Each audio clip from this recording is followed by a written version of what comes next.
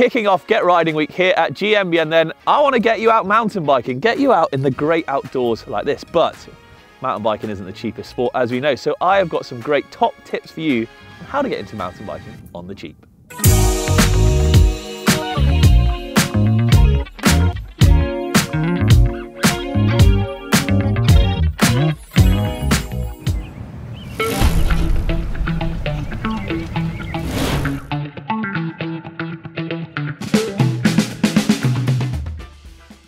Let's kick things off then. You want to get into mountain biking, but you don't actually have a mountain bike. What are you going to do? Well, hiring is a great place to start. Now, you can hire a bike from your local bike shop maybe, or the local trail centre.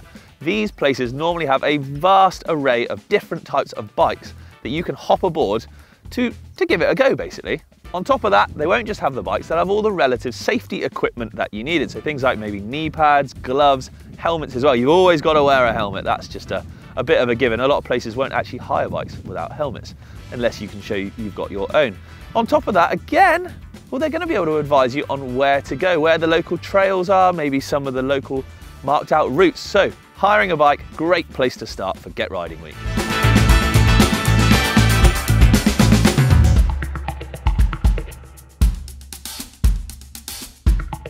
Next up then, you want to get into mountain biking, but you're a bit strapped for cash, so hiring's out of the question.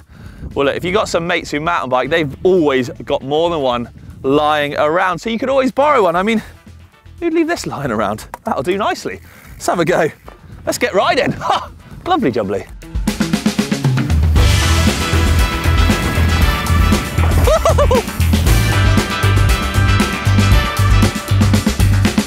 You're well and truly bitten by the mountain bike bug then, and you want to get into it even more. You're over the hiring of bikes and borrowing off buddies. That's cool, but it's not good for the long term, is it? You want to buy your own. Well, great. Mountain bikes can be expensive though, so buying secondhand is a really good option. Looking on places like Facebook Marketplace, eBay, or the Pink Bike Buy and Sells is a great little way to find some absolute gems out there for mountain bikes you can get.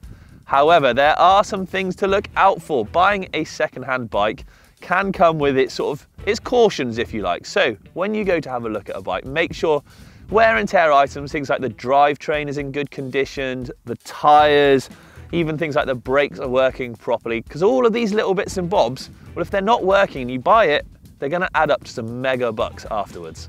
If you are going to buy second-hand, but you don't want the gamble of sort of the online second-hand market, well then a lot of trail centres and bike shops, they do sell off old stock, old hire bikes potentially, or old demo bikes. So that way you can still buy through a shop which will have checked the bike over beforehand, but it is going to be at a reduced cost, so it's still a great way of doing it.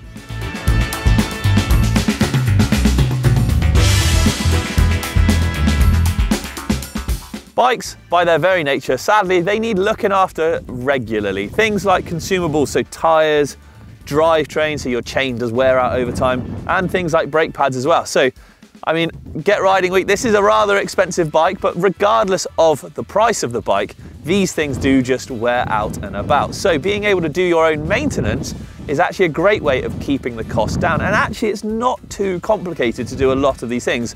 If you head on over to GMBN Tech, in fact, there are tons of videos that can help you to do them all. The other bonus then to being able to do your own maintenance is that you're going to be without a bike less. So you're not going to be reliant on bike shops or other people doing the work for you, so you can have your bike fixed up in absolutely no time. Now, to do a lot of this maintenance, all you're going to need is a fairly basic toolkit. So things like Allen keys and torque bits will be able to fix most of the things on there. Some specific tools like a chain breaker is going to be required for that, but otherwise you're going to be good to go.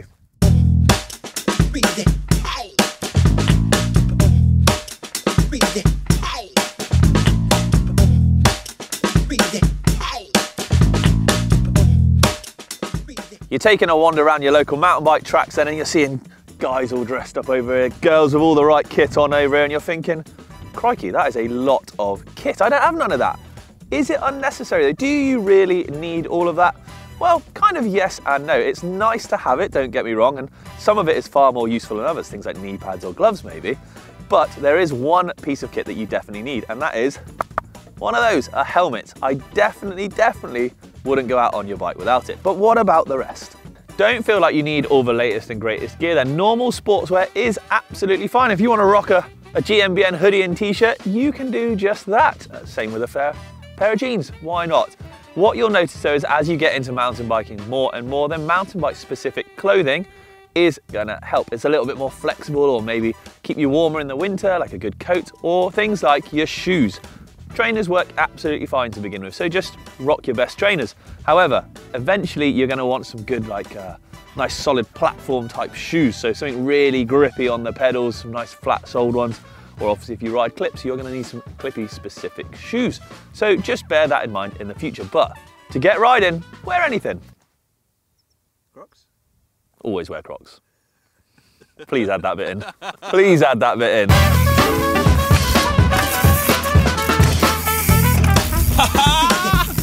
There we have it then, 5 top tips for getting into mountain biking on the cheap. Stay tuned for more of this great content for Riding Week, all week here on GMBN. But for now, I'm out of here. Thanks very much, everyone. I'll see you later. Holy moly, that thing's like a bat. Get off. Yeah?